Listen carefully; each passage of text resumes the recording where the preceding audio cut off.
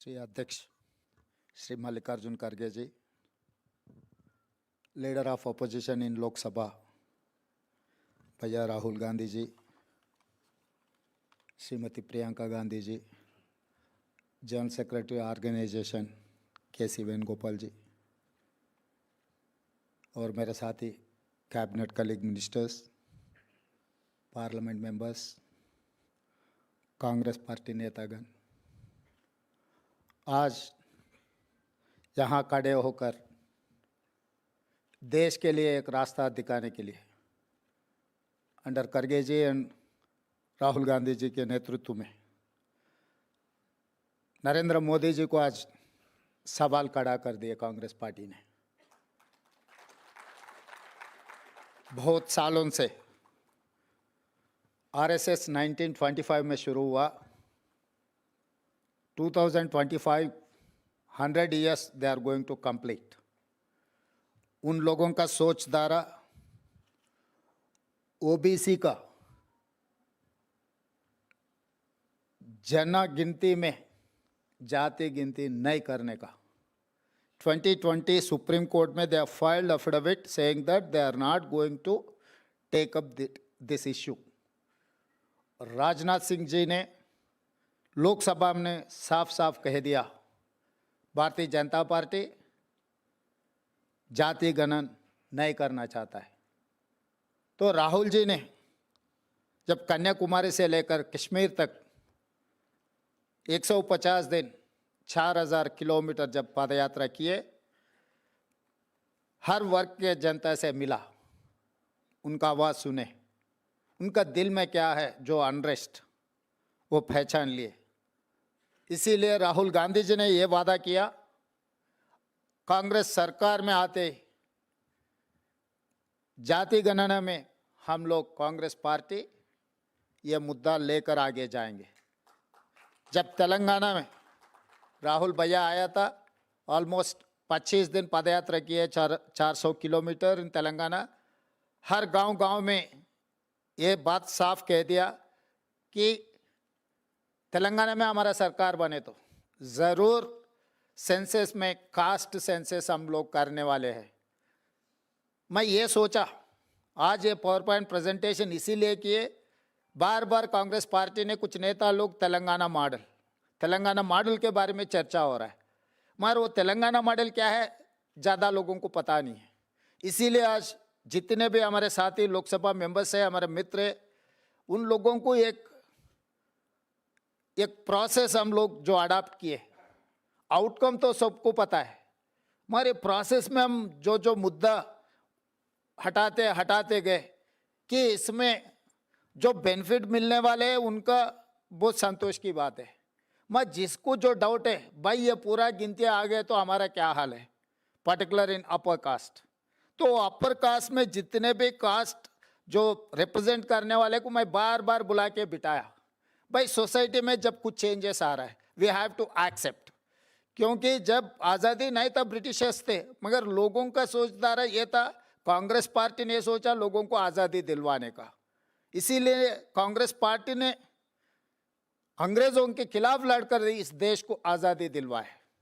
जब हमारे तेलंगाना के बारे में भी 60 साल हम लोग लड़े तेलंगाना हासिल करने के लिए एक राज, श्रीमती सोनिया गांधी जी ने December 9, 2009 she has decided to give Telangana. तो 70 साल हम लोग लड़े, मरे, शहीद हुए, मगर हासिल नहीं कर सका। Just because of Shrimati Sonia Gandhi ji we have got a state. वो स्टेट में जो राहुल जी ने वादा किया वो जिम्मेदारी निभाने के लिए मैं तैयार हो गया, खड़ा हो गया। जितने भी मेरे जाति के दूसरे जाति के जो भी फॉरवर्ड कास्ट है सबको बुलाया, मैं बिठाया। भाई समय समय पर कुछ चेंजेस आते रहते हैं, सोसाइटी में कुछ रेवोल्यूशन आना चाहता है, हम दबा के रखे तो वो हटा के ले लेंगे, हम खुशी से अगर दिए तो हमारा भी थोड़ा इज्जत बढ़ेगा। तो मैं समझाया आप लोगों को ये तो होने वाला ही है, मगर आपको हटा के करवाना है, नहीं तो आप कुर्सी में बैठकर करने का है, ये इतना ही तय करो। हमारे साथियों को यही साफ कह दिया मैं, भाई अभी वक्त आया, हम करना ही पड़ेगा। अगर एक साल आगे एक साल पीछे, तो हम डिसाइड कर लिए February 4, 2024 ने मैं काम शुरू किया। 4 February 2025 एग्जैक्ट 1 ईयर में मैं सब कुछ खत्म करके असेंबली में रख दिया। I have declared that is Social Justice Day on February 4th. Every year we are going to celebrate on February 4th. That is Social Justice Day. Just because of Rahul Gandhi ji, Shrimati Sonia Gandhi ji and खड़गे जी। क्योंकि कांग्रेस है सब कुछ है, जब कांग्रेस नहीं है कुछ नहीं है। क्योंकि 11 साल से नरेंद्र मोदी जी ने बहुत कुछ कह दिया। मैं एक मंच पे ये साफ साफ कहा, बार बार बीजेपी वाले ने मोदी जी ओबीसी नेता, मैं बोला मोदी जी ओबीसी नहीं है बाय जन्म, legally converted OBC, he is legally converted OBC. क्योंकि वो मुख्यमंत्री बनने के बाद वो जाति को ले आके ओबीसी में जमा किए, भर्ती किए। तो उतना दिल से ये नहीं रहता है कि भाई कुछ पॉलिटिकल एडवांटेज, कुछ सिस्टम में हम कुछ फायदा उठाने के लिए हम जब कुछ डिसीजन लेते वो फायदा के लिए सोचते। मगर कांग्रेस पार्टी ऐसा नहीं है, गांधी परिवार ऐसा नहीं है। महात्मा गांधी जी, इंदिरा गांधी जी, राजीव गांधी जी इस देश के लिए शहीद होकर इस देश को इकट्ठा किए। उनके वारिस राहुल गांधी जी ने बहुत सारे मित्र रहते हैं, मगर आत्मा से जो मिलता है, लोग मुझे बोलते रहते हैं भाई आप कांग्रेस में नहीं था, अभी कांग्रेस में आपको कुर्सी मिल गई। मैं बोला भाई मैं कांग्रेस का नहीं होगा, मगर राहुल भैया से मेरा आत्मा मिलन हो गए कि राहुल भैया के दिल में जो है वो काम करने के लिए मैं डिसाइड कर लिया कि जब मेरा नेता कुछ कहा वो सोने का लकीर है। इसीलिए एक साल में मैं सब कुछ करके दिखाया।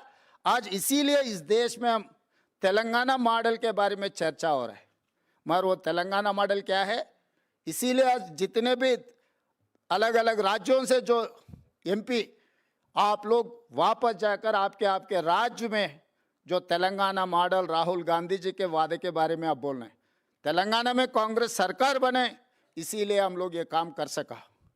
दूसरे राज्यों में भी अगर कांग्रेस पार्टी के सरकार बने तो ये काम हो जाएंगे। दिल्ली में तिरंगा झंडा लहराने के बाद लाल किले पे 100% काम करने वाले। तेलंगाना में बनने के बाद हम लोग जंतर मंतर में धरना लिए। 16 political parties they have involved and they have supported. 55 MPs they have attended our धरना। उसी दिन मैं मोदी जी को बोले थे भाई आप करेगा कुर्सी में बैठ के, नहीं तो आपको कुर्सी से उतार के हम लोग करने वाले। इतना ही है। आज भी आप लोग वापस जाके यही बोलना है गांव गांव में, गली गली में अगर करना है। इसीलिए उसके बाद अभी केंद्र सरकार ने 2026 जनगणना में जाति गणना करने के लिए डिसाइड कर लिए। This is success of Rahul Gandhi ji.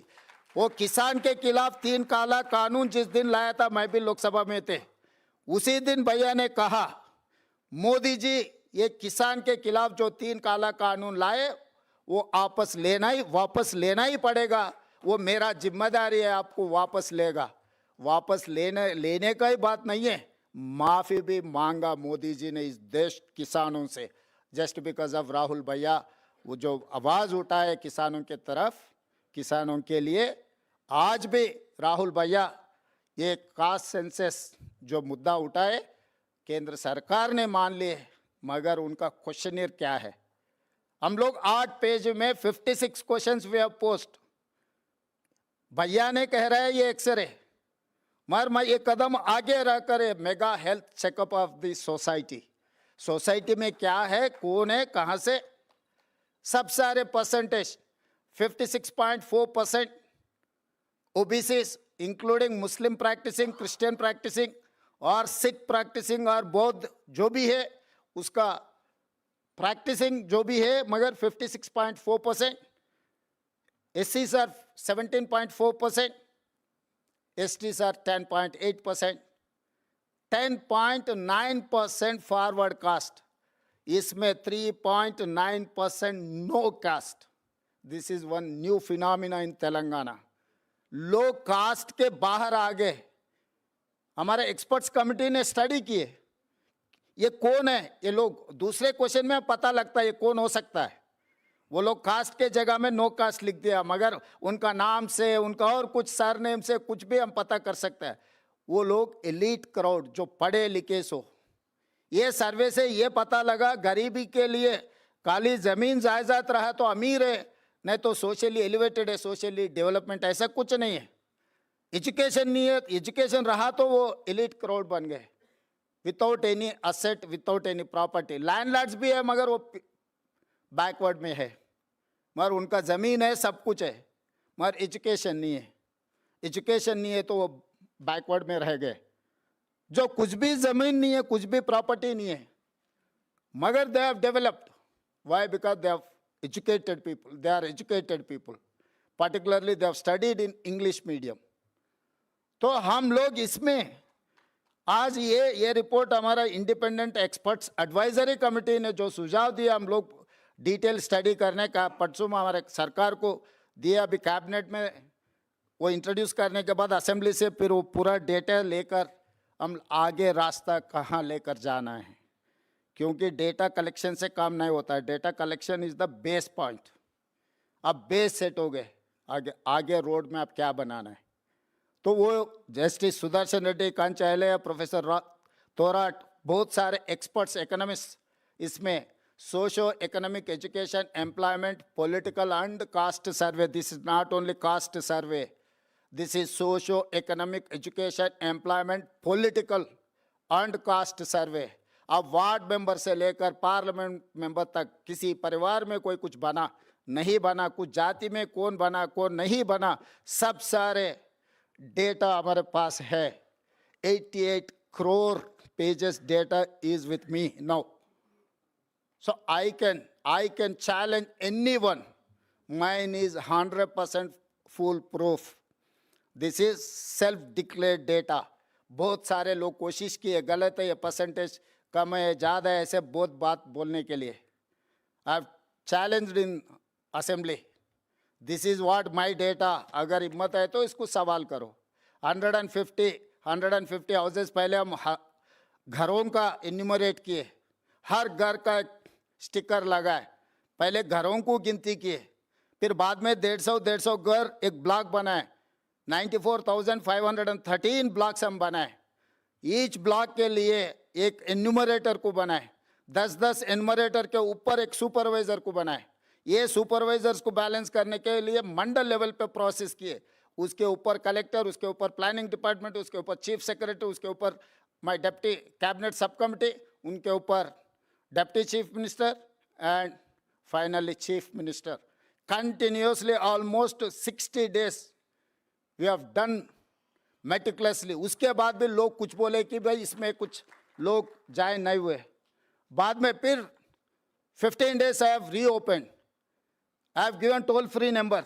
I have given online application. I have told हर सरकार के ऑफिस में एक काउंटर बनाए, कोई भी ऑफिस आवर्स में आप आओ बोलो, नहीं तो टोल फ्री नंबर में बोलो, मैं अधिकारी को आपके घर पे भेजूंगा। इतना सारे करने के बाद भी केसीआर, हरीश, केटीआर ने उनका गिनती में वो नहीं आया, इसीलिए तेलंगाना गिनती से वो तीनों को निकाल दिया। क्योंकि इतना सारा प्रोसेस में वो लोग आना नहीं चाह रहा है। तो इसीलिए मैं बोल दिया साफ साफ असेंबली में, भाई आप गिनती में ही नहीं है, अभी आपसे क्या लेना देना है, आपसे कोई बात ही नहीं करता, हमारे आपका बात भी नहीं लेता, आपका नाम भी नहीं लेता, आप तेलंगाना में है ही नहीं। तो इसीलिए जो हम परसेप्शंस पे चलाने के लिए कोशिश करते हैं, हर जाति का लोग आएंगे, भाई हमारे 50 लाख है, हमारे 25 लाख है, हमारे 30 लाख है, वैसा गिनती गए तो 200% होगा। इसीलिए आज एक्चुअल डेटा है, ये एक्चुअल डेटा में जिनको जिनको वेलफेयर, डेवलपमेंट, एजुकेशन, ये सब सारे एजुकेशन के बारे में कैसे करना है, क्या करना है, ये सब सारे सोचे हम लोग। इसीलिए हम लोग एजुकेशन एम्प्लॉयमेंट के लिए एक बिल बनाया 42% रिजर्वेशन बढ़ाने के लिए, एंड पॉलिटिकल रिजर्वेशन के लिए 42% हम कैबिनेट बिल बना दे के through governor president of India को अब आगे 3 महीने से हमारा 2 बिल, एजुकेशन एम्प्लॉयमेंट का बिल और पॉलिटिकल बिल भी वहीं राष्ट्रपति जी का ने पेंडिंग है। तो इसीलिए आज हम ये सब सारे पावर पॉइंट प्रेजेंटेशन देने के बाद leader of opposition in Lok Sabha Rahul Gandhi ji से और राज्यसभा लीडर ऑफ अपोजिशन खड़गे जी से हम मदद मांग रहे हैं, क्योंकि तेलंगाना ओबीसी वर्ग को हक देना है तो 42% रिजर्वेशन देना है। रिजर्वेशन देना है तो राष्ट्रपति से हम लोग वो पास करवाना है। इसीलिए लोकसभा राज्यसभा में तेलंगाना जनता के तरफ आप आवाज़ बनकर हमारे तरफ से आप लोग लड़ना है। आप लोग हमारे तरफ से आवाज़ उठा के अर्जेंटमेंट मोशन देना, क्या करना है, कैसे कार्रवाई करना, आप लोग संसद में लड़ो। हम लोग आने वाले दिनों में हमारे मंत्री, हमारे एमपी, एमएलसी, एमएलए, बाकी नेतागण को लेकर आके जंतर मंतर सड़क पे मैं लड़ूंगा, संसद में आप लड़ो। लोगों के लिए तेलंगाना ओबीसी वर्ग के साथ साथ एससी एसटी का भी रिजर्वेशन बढ़ने वाले हैं, क्योंकि अभी गिनतियाँ आगे, अभी एससी का रिजर्वेशन इज 15%, पॉपुलेशन के हिसाब से उन लोगों को 17.5% अभी रिजर्वेशन मिलने वाले। पहले 6% था एसटीज का, अभी 10% हो गया, अभी 0.8% अब बढ़ गए। उनके अभी एसटी का भी रिजर्वेशन बढ़ाने वाले हैं हम लोग, कि हर जाति के लिए कांग्रेस पार्टी काम करने वाले। इसीलिए आप सबका मदद है, क्योंकि this is the road map for the nation. आज सवेरे राहुल भैया ने ये कह रहा था कि तेलंगाना मॉडल किसी को दिक्कत है और कुछ दूसरा नाम। मैं दूसरा नाम ये सुझाव करना चाहता हूँ, this is rare model, rarest of the rare, India first time a rare model. Rare का मतलब मैं बाद में बोलता हूँ, मगर ये रेयर मॉडल है। तो क्योंकि कोई भी नहीं किए दीदी है ना, इसीलिए पता लगता है। ये रेयर मॉडल है, क्योंकि अभी तेलंगाना मॉडल किसी को दिक्कत है तो ये रेयर है, क्योंकि 75 इयर्स ऑफ डेमोक्रेसी कोई ने नहीं किया, किसी ने नहीं किया। इसीलिए ये रेयर मॉडल को हम अडॉप्ट कर लेंगे। ये रेयर मॉडल लेकर देश में हम आगे जाएंगे। फाइनली ये letter, this is for me lifetime achievement, this is for me Oscar award, this is for me Nobel prize. Shrimati Sonia Gandhi ji मुझे अप्रिशिएट करते हुए एक खत लिखा है। For me lifetime achievement, क्योंकि बहुत सारे काम कर सकता हूँ, वेलफेयर कर सकता हूँ, डेवलपमेंट कर सकता हूँ और दूसरे कुर्सी में बैठ सकता हूँ, मगर सोनिया जी अप्रिशिएशन जो लेटर खत लिखा मेरे नाम पे, सोनिया जी खुद दस्तखत कर दे के, for me this is life time achievement. Thank you.